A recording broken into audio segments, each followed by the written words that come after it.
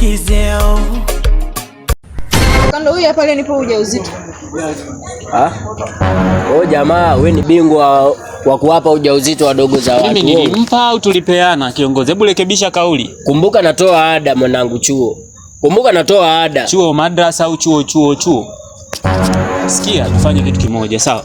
Hebu ondoka, kamsubiri pale niongee naye. Nenda niongee na kaka yako tumalize.